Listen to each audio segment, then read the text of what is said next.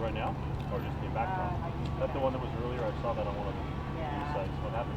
We're doing an evaluation to determine if there's anything on board. So, Okay. as you guys go from there, then I'll be more than happy to. Great.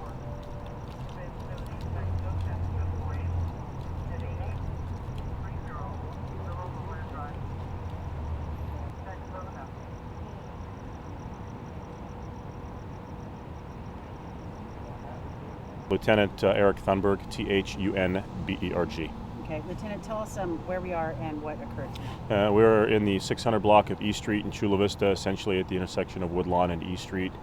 Shortly after 10 o'clock, about 20 minutes after 10 o'clock, we had a radio call of vehicle versus pedestrian collision.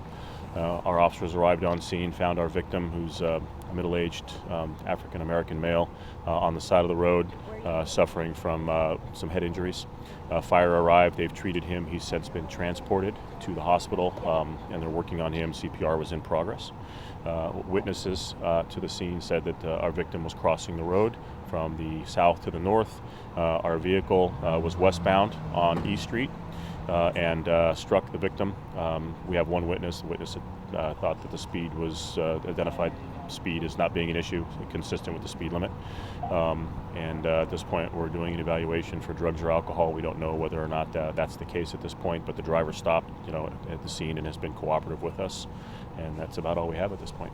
And to clarify, the victim was not in the crosswalk, and so that's obviously a vision. Correct. There is no crosswalk at this point, so it was crossing crossing East Street, just east of Woodlawn Avenue. Crossing a crosswalk? Preferably, there's a crosswalk just immediately to my left over here, so we advise people, especially at nighttime, if the lighting's low. So traffic safety is obviously a concern.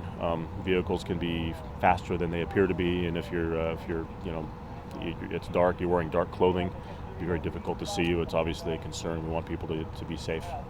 And to clarify, if drugs and alcohol are not on board as far as the driver goes, will that person be, are they facing any charges at this point due to the fact that he was not in the crosswalk? So what we'll do is we'll call, our traffic unit has been called out. They will come out and investigate, determine what the primary collision factor is, depending on the circumstances of the driver. If drugs and alcohol are a factor, then we'll deal with that. If not, that'll be up for traffic to determine as far as what the cause is and whether or not the person will be cited.